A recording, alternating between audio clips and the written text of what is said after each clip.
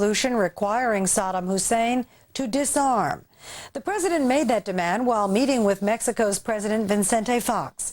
Earlier, Secretary of State Colin Powell warned, quote, "We can't continue to have a debate that never ends." Meantime, tens of thousands of people descending on Washington, D.C. today to protest military action in Iraq. Jesse Jackson told the D.C. crowd moral authority would be lost if a preemptive strike was launched on Iraq. Douglas Gansler will replace Police Chief Charles Moose as the new face of justice in Montgomery County. He's the prosecutor who will oversee the Beltway sniper case as it moves into the courts. Gansler held a press conference yesterday announcing plans to charge John Allen Muhammad and John Lee Malvo with 6 counts of first-degree murder each. The prosecutors involved in the investigation remain united in the cause to ensure that justice is served, that these men are held accountable for the acts that they allegedly committed, and that the punishment ultimately meted out fits the crime. Gansler supposedly angered federal prosecutors who are trying to decide where the 2 men will be tried. The remains of a fighter pilot who was involved in a mid-air collision have been found in the Utah desert. The crash happened yesterday when the 2 pilots were flying in a 4-jet formation during a combat training mission. The other pilot ejected safely. He was taken to a clinic at Hill Air Force Base in Ogden and released in good condition. Fox Wire with Rita Cosby is next.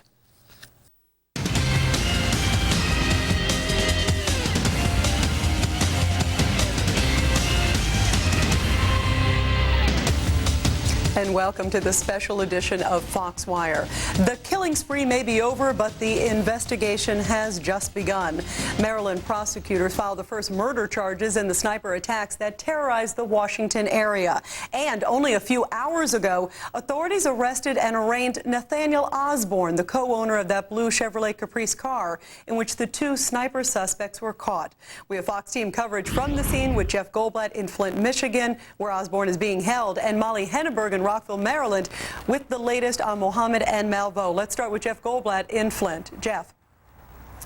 Rita, first there are 2 names associated with the Beltway sniper shootings, that being John Muhammad and John Malvo. Now there is another name to keep in mind. Nathaniel Osborne, the 3rd person to be arrested and tied to the Beltway sniper shootings. The feds say that this guy is not considered a suspect. However, they picked him up today in Flint, Michigan on a federal material witness warrant. He was arrested without incident about 9:30 in the morning at the home of a woman who may have been his girlfriend. The feds, they say that they believe he has a wealth of information about the 2 suspects in the Beltway sniper shootings, and so they're holding him tonight at a county jail a couple of blocks from where we are. He's going to be arraigned here tomorrow morning about 10 a.m. at the courthouse where we are. We'll have live coverage throughout the day here tomorrow from Flint, Michigan. Rita, now back to you. All right, Jeff, thank you very much. And now let's go to Rockville, Maryland for the very latest. There's some new details on Muhammad and Malvo, and Molly Henneberg has all that. Molly. Hi, Rita. New details about a letter, a 3-page letter left for police filled with misspellings, grammatical errors, and several demands at the Ashland, Virginia shooting site. More details on that letter coming out today. It was left tacked to a tree outside the Ponderosa Steakhouse in Ashland, where a 37-year-old man was shot and wounded. The Washington Post got a copy of the letter and published it today. It told police to transfer $10 million to a stolen Visa card and account. The Visa was stolen from a female Greyhound bus driver in Flagstaff, Arizona last March. The letter went on to say if the money were not transferred, the snipers threatened that more people would die, saying, quote, "If we give you our word, that is what takes place. Word is bond." Montgomery County Police Chief Charles Moose used similar word is bond phrasing in a message to the snipers on Wednesday night. He tells Fox News today that the chief was trying to develop a rapport with the snipers in order to stop the shootings. I appreciate the advice that I got from a senior ATF agent who said that the theory of law enforcement is that we'll talk to the devil to save one life. The feds have also traced the gun used in the shootings, a .223 caliber Bushmaster rifle, from the manufacturer in Maine to a gun shop in Tacoma, Washington. But ATF officials say records at the Bullseye Shooter Supply Store in Tacoma show no sale of the gun. So they're trying to figure out how it came into John Muhammad's hands. because John Muhammad, one of the suspects in the sniper shooting case, was not legally allowed to buy a gun because his ex-wife had filed a restraining order against him. So now the feds are trying to figure out if the gun were stolen, if Muhammad somehow slipped through the background check system, or if he bought the gun off of someone else. I'm Molly Henneberg, live in Rockville. Rita, back to you. So a lot of questions to follow up on. Thanks a lot, Molly. We appreciate it. And now we have a Fox Wire exclusive. Since he left the FBI as its director, he has not made any comments to the press, except us. About 2 hours ago, I talked to Louis Freeh here in Washington at the National Italian-American Foundation dinner. I asked him about the sniper case and his reaction to the fact that some foreigners who came to this country illegally have recently been caught committing heinous crimes. You know, I think the worst thing we can do in reaction to a terrorist act or a terrorist group is to become a isolated, xenophobic country. I mean, the country is great because of the diversity and the wave after wave of immigrants from all over the world. So I think that's the last and worst reaction to fear and threats of terror. I think what we need to do is have a system that has more integrity so we can choose the very, very best people to come on board. But I think the last thing we want to do is close this country off to new immigrants, no matter where they're from. Do you think the INS does need to do a better job? Well, I think our whole society needs to do a better job in terms of, you know, having a system that has integrity, one that is in control, which is really not the case right now. I don't think it's just the INS piece, it's a lot of other different things. There's been a lot of questions on the jurisdictions. What jurisdiction should cover the sniper case? What's your opinion? Well, I don't have an opinion. There's at least 6 jurisdictions, you know, including Alabama, and you know, I think the prosecutors have to get together and sort that out. What is your suggestion, though? Because it's a tough issue, because Maryland wants him, but then the 17-year-old can't get the death penalty in Maryland. He could in Virginia. What's your advice? I don't have any advice. I don't know enough of the facts and the you know, the different factors that have to be weighed, but I think the Department of Justice ought to provide a leadership function there in making the decision. And last question, do you think we've seen so many reports about this Chevy Caprice that was pulled over a number of times. The guys were clearly reaching out to the police officers. In hindsight, do you think there were some clues that were missed? Well, I think in hindsight, the police did an outstanding job, and you can always find a couple of things that could have been done better, but my opinion, having watched them as an observer, is they did an extraordinary job. Our thanks again to Louis Freeh for that exclusive interview. So what was the sniper suspect like? Were there some warning signs? We're joined from Seattle, Washington by Jay Mills, John Muhammad's former attorney in divorce proceedings. Mr. Mills, what was John Muhammad like as a person? You got to know him personally. I worked with him for quite a while between early September and December of 2001. And at that time he had come to me because he was interested in getting back in contact with his kids.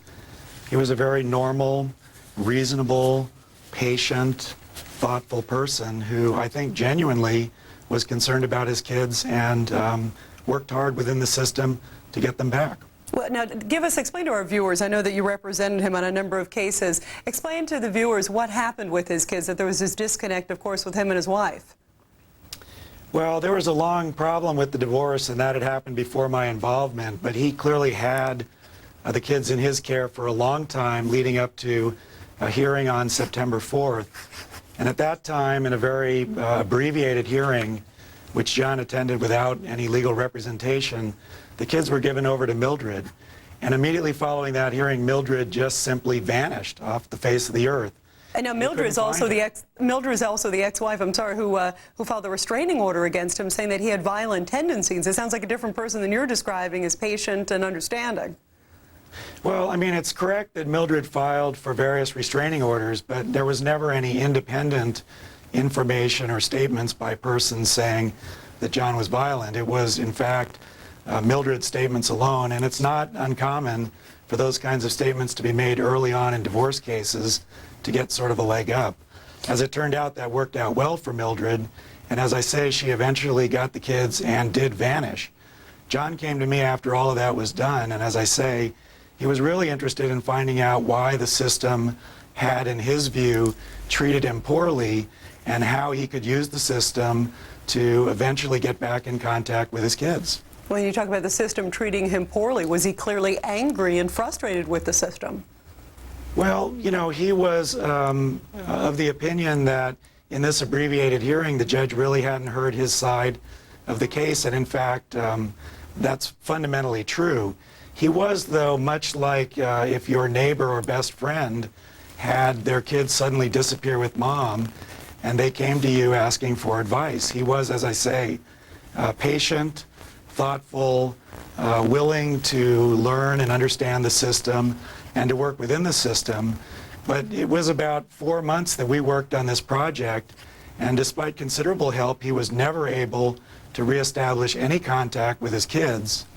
And so at the end of 2001, the beginning of 2002, he kind of just lost contact with me.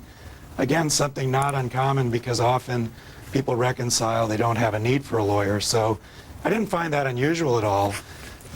But during the time I worked with him, as I say, he was patient, thoughtful, interested in his kids, and focused on his kids. All right, Mr. Mills, please stand by. We've got a lot of questions, especially in light of some of those statements that you just made. We'll have more with you right after the break, and we'd like to have some more insight about what life events turned serial sniper John Muhammad into a cold-blooded killer. Stay tuned.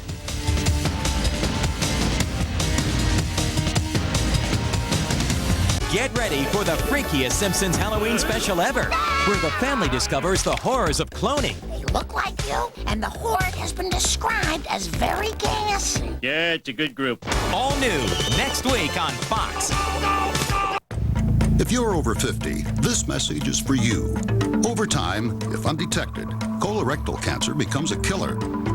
But screening tests can find it early when treatment is most effective. Even better, this is one cancer you can prevent. Screening finds precancerous polyps that can be removed before they turn into colorectal cancer.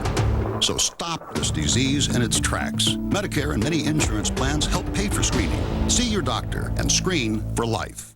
In the mountains of North Carolina is a place where one can be far, far away without going too far, where you may enjoy any number of activities and diversions, and where being intrigued is unavoidable. Be yourself in Asheville, North Carolina, a place in the mountains that will touch all the places in your heart. Call for a free visitor guide. Jack Bauer seems to live an ordinary life. I love you so much, sweetheart. But sometimes the men chosen to protect us, Mr. President, we are in the middle of a grave situation, are the most dangerous ones of all. Put it down! This fall, an unimaginable threat. This cannot leak out to the public. An unstoppable man. You want results, but you never want to get your hands dirty. An unforgettable new season. You need to get out of Los Angeles now. Kiefer Sutherland, 24, the season premiere. Presented without commercial interruption by Ford. Next week on Fox.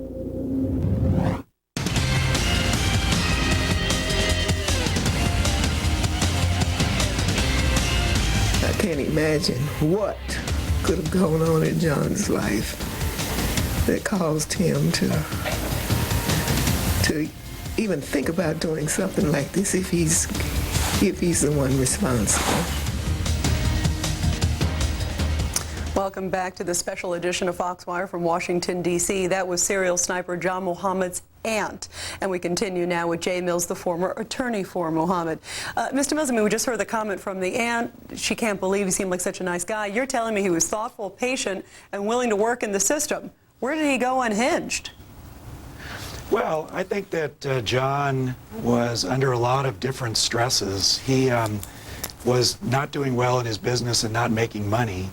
We know that he lived for a while in a homeless shelter, and those are both high-stress situations. And also, he was faced with a scenario under which his wife had clearly taken off with the kids, was nowhere to be found, and really the system had no way to give him any help in that regard. But that's certainly not an excuse for what he did, by no means. Well, no, and of course, I'm not trying to justify any of this. I don't think the point here is to try and justify or excuse behavior. Shooting people is not a good plan, and it wouldn't have gotten John what he wanted, which was contact with his kids. Were there any warning signs, though? But were there any warning signs, sir? I mean, from what I hear from you, and you saw him not that long ago. I mean, the contact stopped with you in 2002, earlier this year. So were there any warning signs? Usually these kind of things typically build up if you listen to profilers. Well, I think it built up, but it built up over the period of time after he had kind of given up on getting help from the courts. He worked with me for about 4 months, but of course at that point there really was, it was becoming evident that he was not going to find Mildred, and he was not going to get help from the courts until he could find Mildred. And then it was many, many months after that before this killing spree happened. So if he, in fact, was the shooter in this case, it doesn't surprise me. Violence connected with these domestic disputes is really not uncommon when you can't resolve your problems in the courts. Right, but not to go to this extreme, certainly. What I want to ask you, too, sir, is you talk about money issues. In one of the notes, it said that the snipers left behind, it said, look, please wire $10 million. Do you think he was motivated by money, or do you think he was motivated by anger, intense frustration at the system, i.e. the U.S. government, or was it a combination? Well, I think it's hard to know what motivated John Muhammad. I think by the time he was, assuming he was involved in all of this, it was happening, he had pretty clearly disintegrated intellectually and emotionally. And I think what I can contribute to it is an understanding of the danger that is visiting on people when they're under a lot of stress and when the courts can't give them any help. And also individuals need to seek some help or do something. They certainly shouldn't turn to violence, as they were certainly not supporting what he did. That's absolutely correct. And what we've seen, I mean, there was a story about him trying to get through to a pastor, and he was unable to do that. I think there's very little in the way of help for these kinds of people throughout the system. And I should say, in trying to track down Mildred, that the Bellingham police, who had originally taken the kids and essentially delivered them over to Mildred, were very, very helpful in trying to track back to Mildred. They were upset that they had snatched the kids and now Mildred had disappeared. All right, Jay Mills, I thank you very much for your insights, interesting insights to see what happened and maybe what went wrong. Thank you very much, sir. We appreciate it. You bet. Thank you. Well, as you know, the massive manhunt ended peacefully at a Maryland rest stop with John Muhammad. But now what? Several jurisdictions are clamoring over Muhammad and Malveaux. Who, how, and where will they be prosecuted? That's coming up next. And we'll have a rare exclusive comment to Foxwire about the sniper case from one of the justices of the U.S. Supreme Court. Stay tuned. There is a lot more ahead.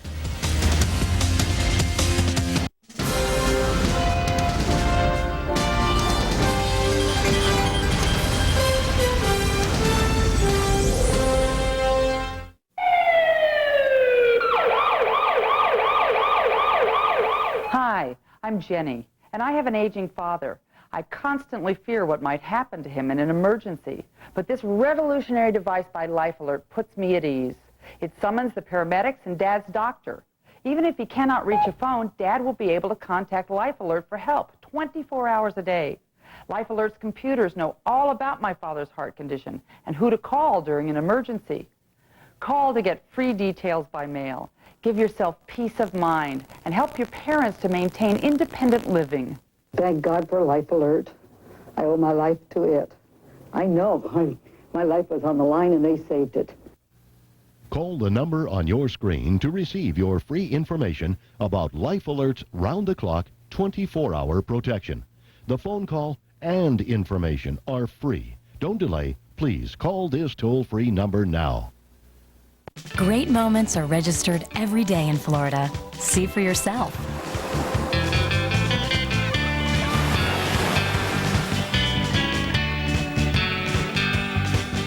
And now, with all the discounts available on lodging, attractions, and fun, there's never been a better time to make some moments of your own.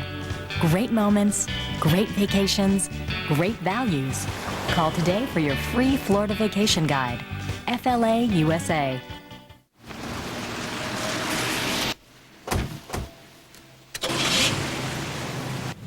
Meteorologists say that flash reports are still in effect until this cold front moves through. You'd be surprised at how easy it is to lose yourself in the delights of Greater Naples, Marco Island, and the Everglades on Florida's beautiful southwest coast. It's a whole different world. There are some things that candidate Richard Devlin probably doesn't want you to know. Where do we start? Fact. The State Public Employment Retirement System, PERS, has been totally mismanaged, and it is now near bankruptcy. And as a state legislator, Richard Devlin voted against 2 key reforms to the PERS system, costing taxpayers millions. Fact. While Devlin was voting against PERS reform, he was voting for an increase in PERS benefits for himself and his political cronies. Now Devlin wants to be your state senator. Tell him no. I can't believe this guy, Charlie Ringo. He's so desperate to trash Bill Witt that he's making up votes that didn't even happen. We deserve better than to be lied to. It's not surprising that most leading Oregon business, education, and health groups are supporting Bill Witt. In fact, the Oregonian endorsed Bill Witt because of his leadership in protecting our schools from damaging cuts. As a single working mom, I really appreciate what Bill Witt has done for Oregon families. He's getting my vote.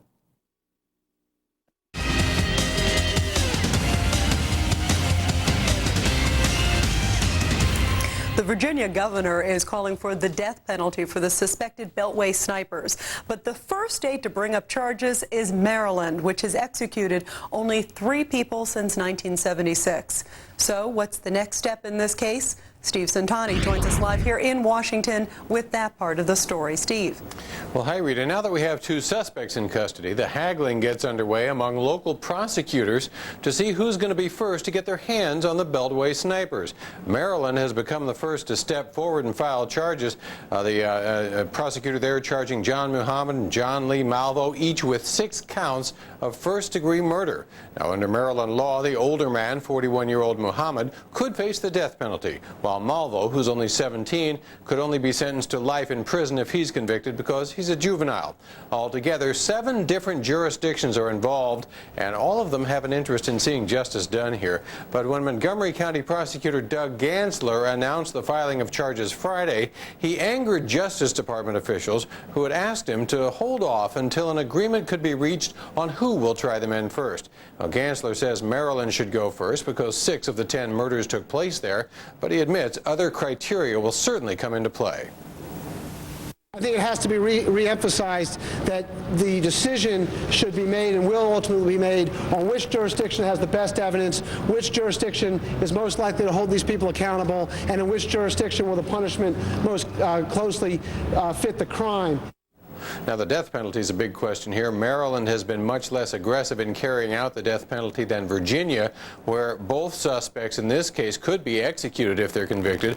Maryland has only put 3 people to death since 1976, while Virginia has carried out 86 executions during the same period of time. In D.C., where one of the murders took place, there is no death penalty. On top of all this, of course, Alabama officials filed their own murder charges against the same 2 suspects because of a deadly liquor store robbery in September, and they plan to seek the death penalty. Rita? All right, Steve, a lot of jurisdictions involved. Thanks a lot. We appreciate it. Well, state bickering aside, what can we expect in the trials of both of the suspected snipers? We're joined by former federal prosecutor and Fox News legal analyst Lise Wheel. Lise, thanks for being with us. Who do you think, what jurisdiction? I mean, we've got 6 different jurisdictions. At least. At least. And we just heard from Steve, I mean, about Alabama, D.C., Maryland, right. Virginia. Who do you think should get the first crack? Washington and the Department of Justice. That's right, exactly. I think it should probably go to Virginia because they have the death penalty. If these people are convicted, they will get the death penalty, and then all the other states can decide whether or not they even want to pursue the charges. But what about the sense that Virginia feels, look, these crimes happened here? I mean, of course, there is a serious crime that happened in Alabama, one crime that happened there. There's sort of the sense of a community wanting to have a conclusion, wanting to have some closure. Absolutely, I understand that, and there may be some sense to doing the trial first there, but really we have to think about what is the final result. Step back a bit and say, what's the final result? If we agree that it's the death penalty, go first to the state where the death penalty is probably most likely. Now, what do you make of this latest arrest? This is pretty interesting. Nathaniel Osborne, the guy who bought the car is registered with him, that Chevy Caprice that Muhammad has. How much of involvement could he be? How substantial of a witness could he be? Rita, he could be absolutely critical to the case. Right now we've got ballistic evidence, sort of dry evidence. We've seen the O.J. trial with the DNA evidence. It's good evidence, but it's sort of dry. If we get someone like Osborne who can testify as to what was actually said, what was actually planned, have a person on the stand who knows something or knows, hopefully a lot. I mean, these guys probably bragged to Osborne or may have. If he's willing to talk, then they've got somebody to put on the stand that could seal the case. Now, is it possible that Osborne, I mean, we're looking at him now as a material witness, and that seems to be where they're leaning. Is it possible that he may have even played a role, that there may be others beyond these two? And of course, that's preliminary, but look at some of the planning. I mean, it doesn't, obviously, they didn't stay at hotels, but maybe they had people help with maybe a white van, maybe they had people give them money. Oh, and Rita, if I were the prosecutor on this case, when I'd be talking to Mr. Osborne, I'd talk about conspiracy and, helping these guys and maybe being an accomplice. I'd be looking at you saying, well, you come forward now, or there may be some charges pressed against you, and really put the fear into him now that he better talk before things get worse for him, and he's not just a material witness anymore. Let's have you take off your prosecutor hat. If you were the defense attorney in this case, what is the defense going to be? Well, for Osborne, you mean, or for all? Let's talk about the two of them right now, the two primary guys. Really, I think the only thing could be insanity, diminished capacity. You heard so from the early guest. I was insane 13 times? Right. I didn't know what I was doing. I couldn't find I didn't know what I was doing the first time that I came back, lived a normal life. I didn't know what I was doing again. Right. It's a very flimsy defense, especially because of, as you say, all the planning that went into it. This isn't a guy who just flipped out once and said, didn't know what he was doing. He did it again and again and again, and very, very methodically, very planned out. It's a bad insanity defense. It certainly is. All right, Lise Will, we thank you very much for your insights tonight. Always great to have you on. We appreciate it. Thanks a lot. And after the break, hear firsthand from serial killer David Berkowitz, who gave an exclusive interview to Foxwire. We interviewed the serial killer right before the sniper arrest took place, literally hours before the arrest, and what he says is chilling. He talks about the motivation. He talks about the type of person that may have done this, and in some cases, he hit it right on the head. Very chilling, very interesting interview you'll only see here on Foxwire, and that is coming up right after the break. Stay tuned. Stay with us. What do you need for an Orlando vacation? I would take 10 pizzas, a 100-foot beach ball, and my silly little brother. Anything else? Oh, yeah! Orlando Magic Card. Mommy got this for free. She says I can save a lot of money, up to $500 on stuff to do. $500? That's a lot, like a zillion. Call now for your free Orlando vacation kit and money-saving Orlando Magic Card.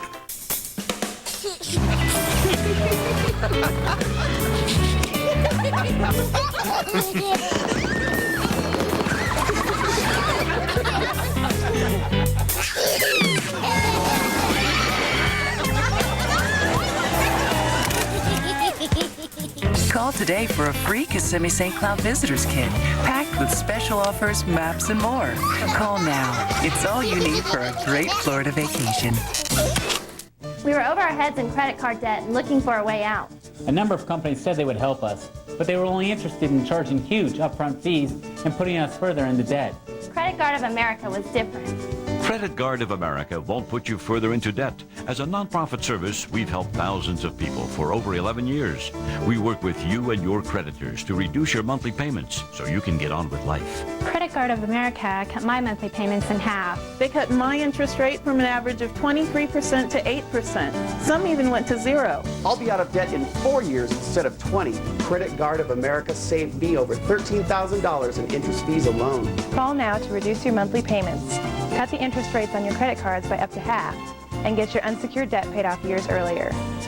You owe it to yourself to work with a real nonprofit service. Credit Guard's certified counselors are standing by, so get started now. Call 800-526-8841. This weekend, the latest on the sniper investigation. We are live on the scene with breaking news and the latest developments. Stay with Fox and Friends this weekend starting at 7 a.m. Eastern. This weekend, it's team coverage of the sniper investigation. In-depth reports from the scene as police search for clues. Live for the latest updates from the task force headquarters. Plus expert analysis on what could be behind these shootings. Complete, up-to-the-minute coverage as events unfold. This weekend, it's special coverage on the sniper investigation on the network America trusts.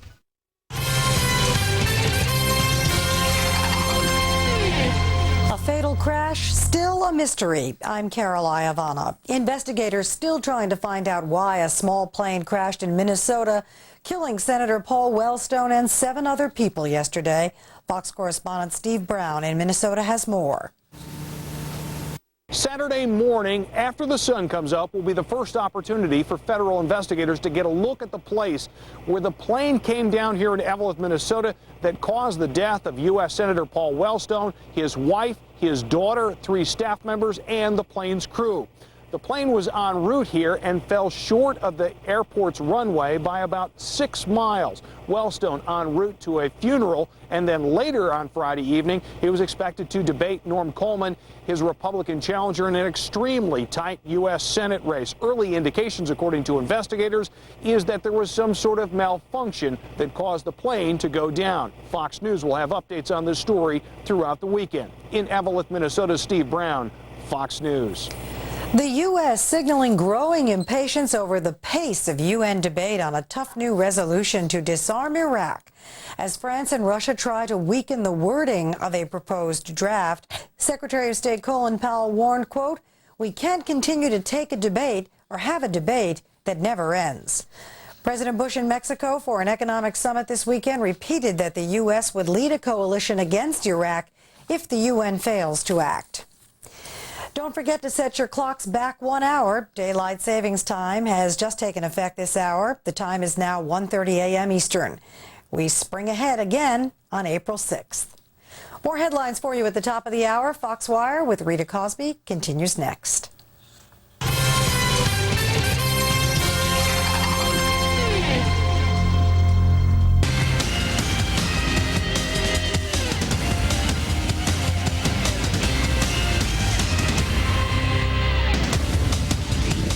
Heart goes out to the victims and the families of these shootings. If I can speak for all of law enforcement, our thoughts and prayers are with these people. Chief Moose, well, fear permeated every walk of life in D.C. in the area for over 3 weeks during the massive manhunt for the Beltway sniper. Earlier tonight, I caught up with Supreme Court Justice Antonin Scalia, who told me how the shooting spree hit him close to home, too.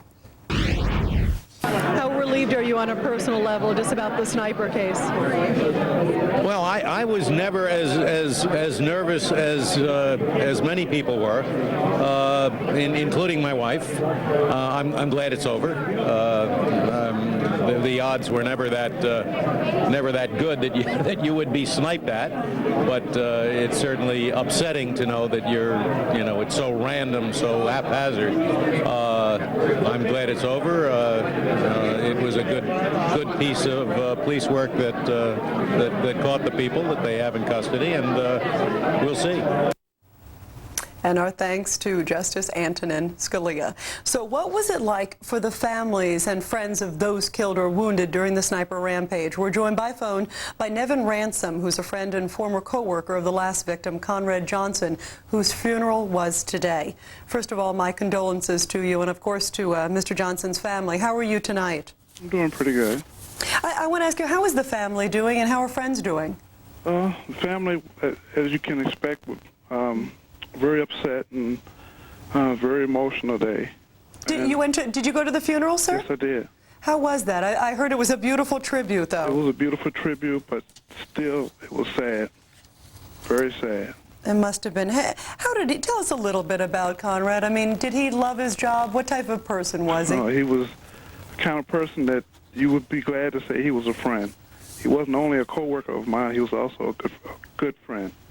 And he loved to play basketball, loved his kids. He was a good family man. He enjoyed music. He enjoyed playing basketball. He played on a couple of the basketball leagues in the county, and he was all around nice guy. He was just a nice guy. It's somebody you wouldn't mind sitting down talking to, or inviting into your house, or going to sit down and talk to him at his house. He was a nice guy. Well, what did he think of his job, and especially with the shooting spree, from what you've heard and maybe your own personal reflections? I mean, did he realize, unfortunately, it was a dangerous job? Yes, and one of the drivers had talked to him about a week before his death, and in conversation, he brought up the fact that he could be killed, and he was just hoping that his family would be okay, that people would look out for his family. Always thinking of someone else. Yes. When you heard the news, did you immediately think this was the work of the sniper, and what was your reaction as a friend? As a friend, I was hurt, I was angry, and I was confused. It's a question that's always asked but never answered, is why. I mean, why did this have to happen? I mean, why did it have to happen to any of the victims? And unfortunately, it's a question that will probably never be answered. No, of course, at this point, it doesn't seem we know. It seems a lot of hatred towards America and some other things that we simply don't understand. Right. How did you feel, sir, when you found out finally that arrests were made? I felt a little relief, but not much, because it won't bring back Conrad or any of the other victims. It kind of eases the tension when you're at work, going out in the public. It helps with that a little bit, but as far as putting this behind us, it's going to be a long time. Even with the arrest of these people, it's going to be a long time before we forget this. And the country won't forget either. Do you have a sense of where you feel he should be tried, the two snipers should be tried? I mean, there's been sort of a battle now brewing between Maryland and Virginia. Is there a sense, because this is your community, this is Conrad's community, that it should be there in Maryland? Well, I've not really, thought too much about the politics of it, and I'm just hoping that wherever it takes place, that they get, what they deserve. What do you think they deserve? It's not for me to say. A lot of the drivers, some have mixed emotions. Some hopefully they get the death penalty. Some want them not to get it, to just have life in prison, so they can think about this horrible thing they have done for the rest of their lives.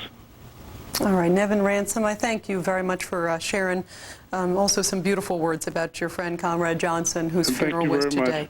Thank you so much, and again, our condolences and a very special thank you for being with us. And up next, we'll take you inside the mind of a murderer, part of my chilling exclusive interview with the son of Sam's serial killer, David Berkowitz. Stay tuned for this one. Next week, get ready for the freakiest Simpsons Halloween special ever. Ooh, you're actually quite gentle when you want to be. You're not helping. Where a mad scientist fuses man with beast. All you can do is eat and sleep and mate and roll around in your filth. Where do I sign up? It's technology gone terribly wrong. How do you like being a walrus, Dad? I haven't been this skinny since high school. The all-new Simpsons Treehouse of Horror, followed by the King of the Hill season premiere, next week on Fox. I sing, baby, summer, autumn, winter, spring, baby. You're my silver lining, you're my sky of blue. There's a love light shining just because of you. Shining star and inspiration, worthy of a mighty nation.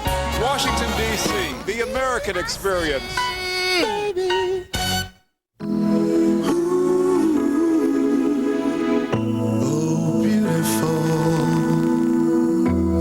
Spacious skies, for amber waves of green. Coming face to face with freedom is to journey into the landscape of a nation's vision and pride, and to carry it with you in your heart forever. America, America. To be astonished by the sheer majesty of nature, inspired by the wondrous works of human endeavor. And crown thy good with brotherhood. Feel spirit of America. Call now for your vacation guide. South Dakota. Come face to face with freedom. For 13 long months, he terrorized New York City in the 1970s. Son of Sam serial killer David Berkowitz taunted police and the media with bizarre messages, similar to what the sniper shooters did. We're joined by Detective Ed Zigo. He's a police officer who caught the infamous Son of Sam. Ed, before we get started, I want to run a clip of what Berkowitz told me. On Wednesday of this week, just hours before the arrest of the D.C. sniper suspects, I interviewed David Berkowitz at his prison in Fallsburg, New York. He, too, communicated with police before he was caught, and he said, and remember, this was only hours before the arrest of the sniper suspects, that the serial snipers were about to end their spree and were looking to get caught. I think he's tired. I think he's under tremendous stress. I don't know how much longer he can hold on with it because his personality is clearly, I feel like, disintegrating, and there's reasons why I would say that. His inner being is coming apart. He's calling more and more to the sheriff. He's calling, writing letters all over the place. He seemed to, the last shooting seemed to be done almost in anger, unexpectedly and suddenly in that same area. He didn't seem to venture further out of that area. I believe he's probably lives in that general area where the first cluster of shootings happened and where this last shooting happens, because he's more familiar with that area, feels comfortable there. Whether he lives or works there, whether he grew up there, I don't know. Some interesting insights from David Berkowitz. I want to ask you, Ed, why do you think serial killers like David Berkowitz and like apparently the serial snipers, why do they communicate with police? Why do they feel this need? And do you agree with them that they're sort of reaching out, looking to get caught? Well, I believe truly that they do want to get caught. And that's why they communicate with the police department. Is it sort of the split personality, Ed? Because I found one thing I found fascinating with Berkowitz when I was talking with him. He said there's sort of two sides to a person. There's a side that actually has a conscience, which some people find hard to believe with serial killers, and then there's this other side where they're just taunted and fighting with themselves. But the side where the conscience is sort of reaching out, they're sort of fighting within themselves. Well, that holds true, but I think that they have some drive that's driving them to do the killings. In David's case, he just said, the dog told me to do it. And he would go out these nights and look for prey, these young girls, and when he found a target he wanted, he would shoot them and kill them. And I think the same thing provoked these two fellas down in the Montgomery County. How do you think law enforcement officials did in this case? Because in the case, in the Son of Sam case, of course, he was seen leaving the scene a couple times, and at the end he got the parking ticket, the famous parking ticket near the fire hydrant, also wrote letters, reached out to Jimmy Breslin of the Daily News and a number of others. In the sniper case, these guys, and we were just hearing today that the car was looked at least 3 times. The tag on this Chevy Caprice was pulled up 10 times. Did they miss some big clues? Well, that's hard to say, but we had the same problem with David Berkowitz. We were chasing a different type of automobile, and here they were chasing a white truck, a white van truck, and with the ladder racks on them, and that threw them off for quite a few days. You talk about the vehicle. What about the person, too? And before we get started, I'd like for us to show another clip. This is a comment that David Berkowitz told me. And this was something, again, I want to put in context to our viewers. This was an interview that I did with him hours before the arrest. This was literally on Wednesday afternoon. Remember, everything happened Wednesday night and into Wednesday morning. And listen to what he said. I asked him, who do you think these killers are? And at that point, he was urging them to come forward, to turn themselves in. And he said, look, I think I know what type of person they are. And this is how he described them. And he hit it right on the head. Let's listen to this. That's one thing about him, is that he is probably always on the road. He spends a lot of time driving around, and even on days when there is no particular shooting, it doesn't mean that he wasn't out there. It's just that by the grace of God, there wasn't anything available for him to do, you know. But so he's probably traveling about a lot. He probably spends a lot of time in his vehicle, maintaining his vehicle. Ed, are you surprised to hear some of these comments here? I mean, it's pretty interesting. He said he spends a lot of time in his vehicle. Both of these guys did. He also mentioned to me that he sort of had an attachment to military items. Remember, one of them's in the military. Stays at rest stops. These guys were caught at rest stops. What does this say to you? Well, it's almost identical to what David did. He would go traveling around the 5 boroughs of the city looking for a target, and I'm sure there were some nights that he would go home too without killing anyone or finding any target for himself. And here these fellas were doing the same thing. Do you think law enforcement realized that? Because they were looking everywhere for these guys. And in fact, I've talked to a number of law enforcement officials. I mean, they said they were definitely looking at rest stops, but that was among many other things. I mean, here he's specifically saying rest stops, sleeping in the car, you know, tinkering with his automobile. It sounds like he's describing these guys to a T, especially Mohammed. Well, absolutely right. But maybe the fellas down in the Montgomery County area were looking for different types of fella. Right, and that's what I'm asking. Do you think that they were aware of the profile that here, look, David Berkowitz, unfortunately, maybe it takes one to know one? Absolutely right. Yeah. What do you think, where do you think it goes from here in terms of looking at the case, and how strong do you think it is forensically? We were talking with former federal prosecutor Lise Wheel in the last break, and she was talking about you've got the fingerprints, you've got you've got the bullets, you have the weapon tying it. What do you see as the strongest piece in this case, in the sniper case? Well, actually, the weapon, you know, and they have the 2 fellas, but they needed that weapon and the ballistics reports from all the various killings, and put that all together. They've got all the ingredients for it. Now they just have to get the little bits and pieces from the puzzle and put them all together to get the final picture.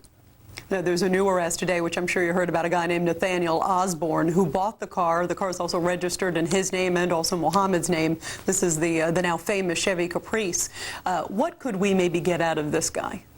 I don't know how much he can offer. He can say that he doesn't know what he was doing.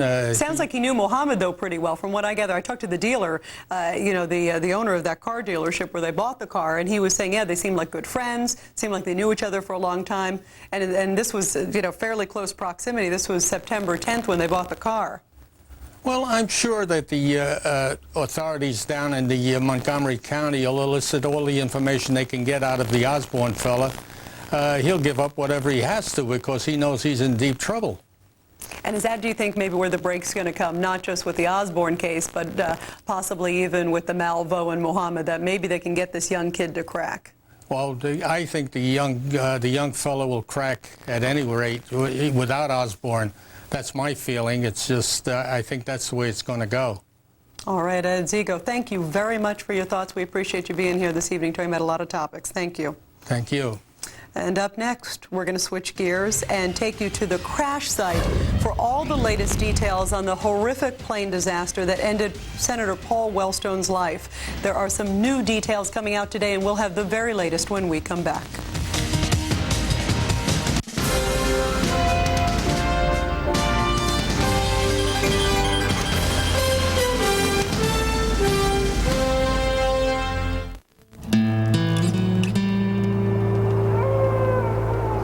The stars snap like distant coyotes beyond the moon. And the pine trees make little noise, sudden and stealthy, as if they were walking about. And the place heaves with ghosts. It is the ghosts one misses most. The ghosts there of the Rocky Mountains that never go beyond the timber and that linger like the animal round the spring water. I know them, they know me. We go well together. D.H. Lawrence. New Mexico's beauty has inspired countless souls. Listen closely.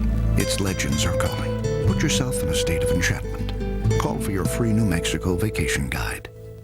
Mary Gallegos is someone who cares about kids. As a candidate for the state legislature, Mary wants to find new solutions to our education funding crisis. Mary wants to push new policies to improve Oregon's economy and get people working again. Mary will fight to reduce prescription drug cost and help seniors. She wants to help make our neighborhoods safe again and ensure that violent criminals are punished. But most of all, Mary Gallegos simply wants to help people because the future can be a better place. The legislature has really gotten off track. We need to get our priorities straight. we need to work on health care, we need to work on education, and we need to get people back to work again. I am concerned about getting value for our tax dollars, and we need to be sure that every dollar we spend is spent properly. I worked for 40 years helping businesses do these sorts of things. Government can't spend money it doesn't have. We have to live within our means, and we have to get full value for every dollar we spend. Hi, I'm Sharon Loppelmaker. I live in Lake Oswego, and I'm an independent pro-choice woman supporting Jim Zupancic. Recently, opponents have been attacking Jim unfairly, especially on the issue of a woman's right to choose. I've known the Zupancic since they moved here 13 years ago, and I've only known Jim to be fair and respectful of other people and their opinions. Please join me and my family in supporting Jim Zupancic, someone we know, someone we trust, for state representative.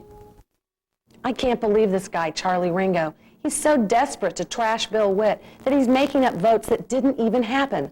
We deserve better than to be lied to. It's not surprising that most leading Oregon business, education, and health groups are supporting Bill Witt. In fact, the Oregonian endorsed Bill Witt because of his leadership in protecting our schools from damaging cuts. As a single working mom, I really appreciate what Bill Witt has done for Oregon families. He's getting my vote.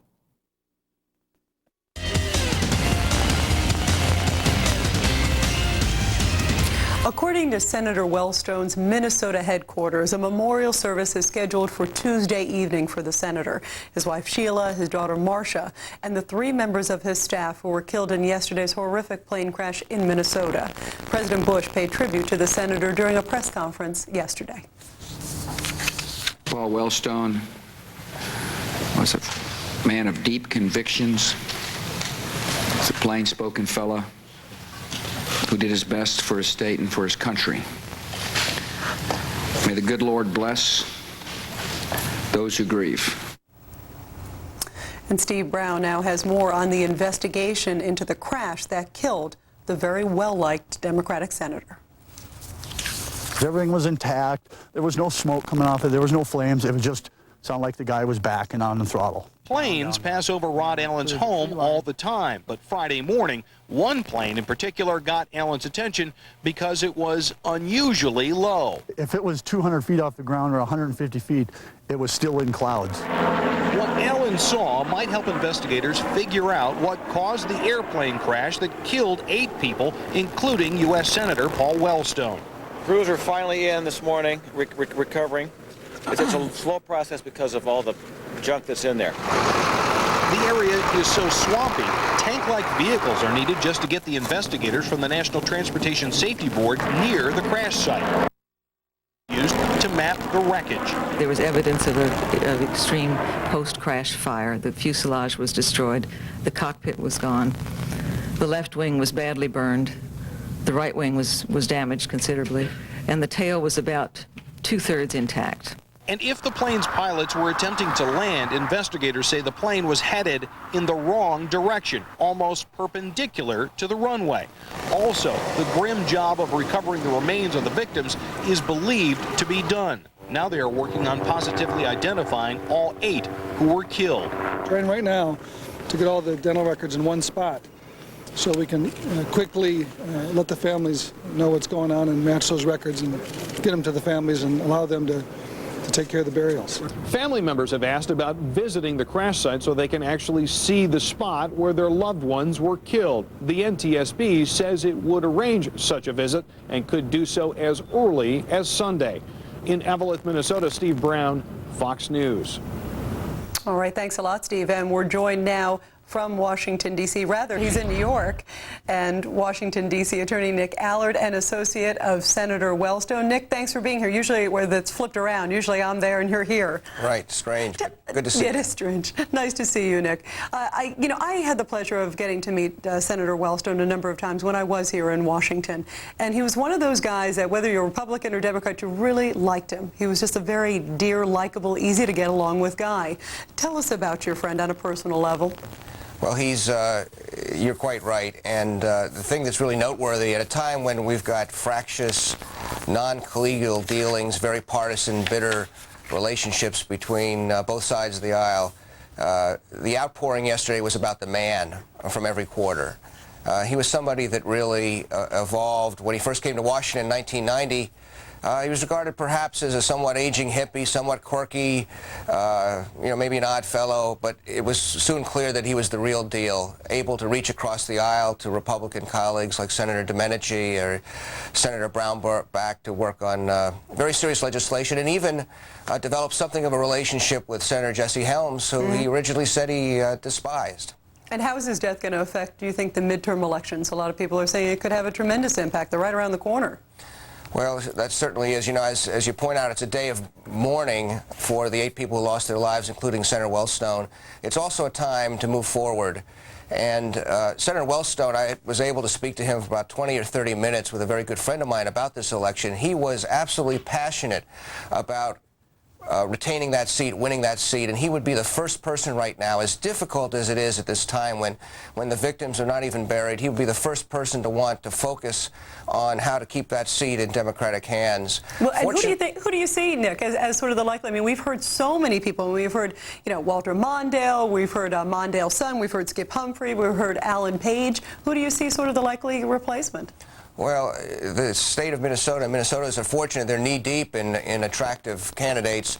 Former Senator, former Vice President, former Ambassador Fritz Mondale would be an outstanding candidate. And with this short period of time, the people of Minnesota don't need to learn about who Fritz Mondale is, so he would be a terrific candidate.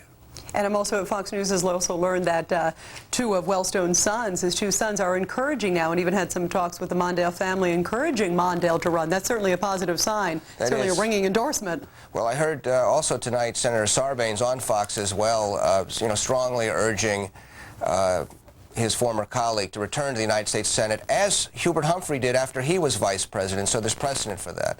And Nick, we just have a little bit of time left. How complicated is this process going to be for Minnesota? In other words, after there is a replacement, as you say, even Wellstone would want this for himself. Do you think this could open up to a whole slew of litigation problems like we might see in the state of New Jersey and elsewhere? Not at all. Not at all. You don't think so? Why not? This is not Florida. There's a statute that provides, in fact, requires that Senator Wellstone's name be stricken from the ballot. There's a provision for adding a new candidate. There's a process with the party to make that selection. There's a little bit of unanswered questions as relates to absentee ballots, but by and large, it should be fairly straightforward, even though time is very, very short. It certainly is. And Nick Aller, thank you very much. Thank you. Your friend and my friend, Senator Paul Wellstone. Thank you very much. And unfortunately, that's all the time that we have left this evening. Join us tomorrow night. We will have on a guy who says he complained to the authorities about one of the sniper suspects a year ago. That's tomorrow night. Get ready for the freakiest Simpsons Halloween special ever, where the family discovers the horrors of cloning. They look like you, and the horde has been described as very gassy. Yeah, it's a good group. All new next week on Fox. Felix, this TV remote isn't working. That's no remote control, Oscar. It's a blood glucose meter for people with diabetes. Murray must have left it here last night after the game. What's it do? Murray checks his blood sugar level with this. And to stay healthy, he uses the results to adjust his medication, exercise, and even what he eats. That reminds me of breakfast. If you have diabetes, learn to test and control your blood sugar. Wonder what's on the National Geographic Channel this fall. The usual. This is the power of faith. Taboo. No matter how loud you scream, you're gonna stay in there. Phobia. Louder! First to fight, sir! Step up to this line. Did I tell you to stop? From the U.S. Point. See what's new on the National Geographic Channel. Unless you're afraid of something different. Always wonder. Jack Bauer seems to live an ordinary life. I love you so much, sweetheart. But sometimes the men chosen to protect us, Mr. President, we are in the middle of a grave situation. are the most dangerous ones of all. Put it down! This fall, an unimaginable threat. This cannot leak out to the public. An unstoppable man. You want results, but you never want to get your hands dirty. An unforgettable new season. You need to get out of Los Angeles now. Kiefer Sutherland, 24, the season premiere. Presented without commercial interruption by Ford. Next week on Fox. This weekend, it's the coverage you need. Cracking the sniper case, we have the latest developments and up-to-the-minute reports from the scene. Then Saddam remains defiant and ready to engage. We have the very latest. Plus, as the election draws near, our Team Washington covers the races. This weekend, stay with Fox News Live for complete coverage starting at 10 a.m. Eastern. Bush wants to move quickly against Iraq, so why is the UN stalling, and will Saddam strike first? Senator Joe Lieberman reacts. That's this weekend on Fox News Sunday with Tony Snow. Check your local listing.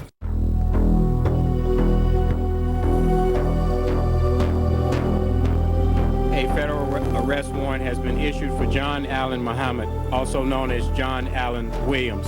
The Beltway sniper is snared, but not before 13 innocent people were shot, 10 of them killed. And for 22 days, the nation watched, waited, and wondered who would be next. From the first day to the last, Fox News Channel takes you through the timeline of events as it happened, the search for the... Growing U.S. impatience. Right to it. You know the topic. Here's the panel. It's Jim Pinkerton of Newsday, syndicated columnist Cal Thomas, Jane Hall of the American University, and media analyst Neil Gabler. I'm Eric Burns. Fox News Watch is coming right up.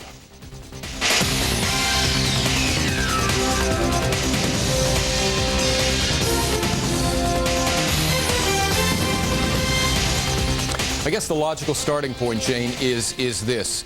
So much criticism about the media, about how they might have tipped the hand of law enforcement authorities. Now that we've had suspects in custody for a couple of days, is it too early yet to make a final judgment on how the media performed here? I think it's too early to make a final judgment, but I think probably, you know, this is one of those cases where both things are true. There were excesses. I think we probably learned some information, and there were things on the shows that probably these men were reacting to, which is the most troubling negative thing. But the fact is, somebody picked up this license plate from hearing it broadcast, and that was a leak to the media. So it's going to cut both ways, I think. But the word probably that Jane used, Jim, isn't it fair to say that although we do know at this point the media definitely helped in some ways, we don't know yet definitely whether the media caused any problems? Right. As is said, journalism is the first draft of history, so here goes. As I can reconstruct it, at 10:02 on Wednesday night, CNN reported that there was a Chevy Caprice with a New Jersey license plate on the loose. That's what the cops are looking for. 10:52, Rita Cosby said it was and she gave the license plate number. Fox News. Fox News. And then at 3:30 a.m., a truck driver listening to the radio, and we rarely talk about the radio on this Media Watch. We should talk about it more because it clearly played a role in this. Some truck driver listening to the radio, saw the car, and the cops were there a little bit later, and the two guys were busted. That, to me, vindicates all the excesses of the media prior to that, because they helped catch these crooks. Well, that's a good point, but only because it turned out okay. I think the best line, or there's so many lines that I heard on this, was Mark Fisher, a columnist for the Washington Post, who said so much of this coverage, especially on cable news, should have been called breaking speculation. The most ridiculous thing of all was CNN contacted CBS to get actors from the show CSI to come on and comment on this. Fortunately, CBS turned them down, but I would guess the next time they might say yes. Wait, Neil, before we move on, could we just dwell on that a moment? Because it's the single most preposterous thing I've heard in my life related to coverage of a major story. Well, there were a lot of preposterous things in the coverage of this story. I was going to say that, you know, they've been called the tarot card killers or the DC snipers, but in some ways they were the cable news killers. I mean, that's what they really were, because the coverage here was driven by cable news wall to wall 24/7, and you had to fill that time. And so you had ridiculous things like contacting CBS to see whether you could get the CSI crew. Or you had Rita Cosby, even here on Fox, writing to David Berkowitz, the son of Sam, and essentially soliciting him as a kind of Hannibal Lecter to get in the mind of the sniper. Ridiculous things you said, but do we know, going back to my previous question, whether the media did any harmful things? I mean, as of this point, we don't know if the media did anything. But if you do a trail of the police and news accounts saying no children have been hit, and then a child was hit. There's surveillance by the CIA. Then the man goes to Richmond. I think you can. No, let me make a point about that, though, Jane. It was a Montgomery. who went on the air and said, children are safe in the schools because people in Montgomery County were worried about that. 4 days later, a child was shot. That's not the media's fault. The media should have given airtime to an elected official. But he wasn't the only one who said that. Johanna Newman of the LA Times did a really good piece on this. She said Robert Ressler, a former FBI profiler, suggested on CNN's Larry King Live that the sniper might travel as far south as Richmond, Virginia, perhaps, quote, down to Ashland. And the next day, the guy is shot at the Ponderosa restaurant. There are several examples in her piece on this where there was a connection between what was said on the air and actions by the sniper. 5 or 6 examples. I think that's serious stuff. The cosmic joke of all this might be that these guys, if they're in fact the snipers, they were homeless. They didn't have a TV. Who knows if they watched TV at all? I mean, maybe they went to some appliance store and watched there. Who knows? But the point is, it just could be coincidence that for all the time that we all assume that everybody was watching us, that we're sort of the carburetor of the universe, everybody's paying attention to us, they might not have been paying attention at all. Well, there's another point, which is, did all of this profile speculation cause everybody to be looking for the wrong kind of person, the wrong kind of car? That is something we really don't know. But listen to this defense, Neil, if you would, of speculation. This is a Dr. Jack Levin, Northeastern University. He's a...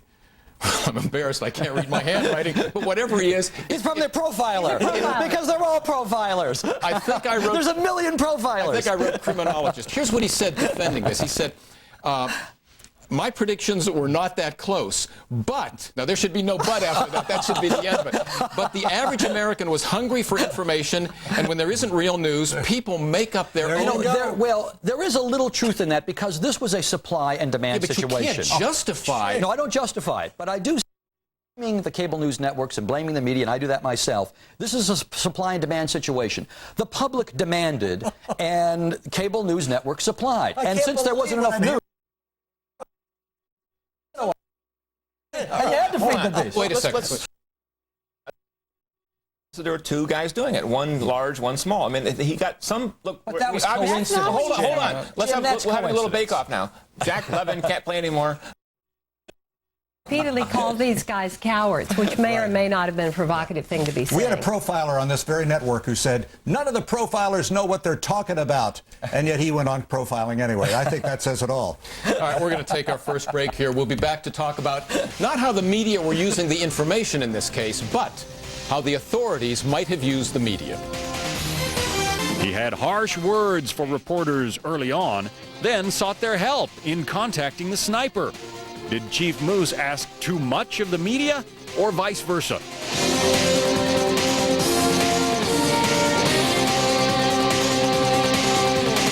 Tired of playing the mortgage rate game? You know, when you hear one of those ads that promise you the moon and you call up only to find out that the points are too high and there are hidden fees attached?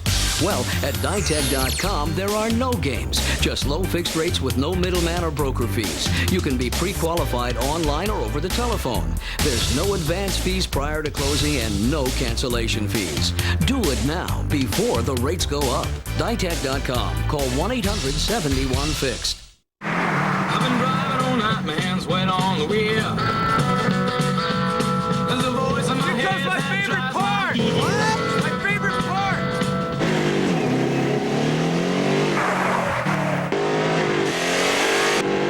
What's more fun than a turbo? A turbo with all-wheel drive.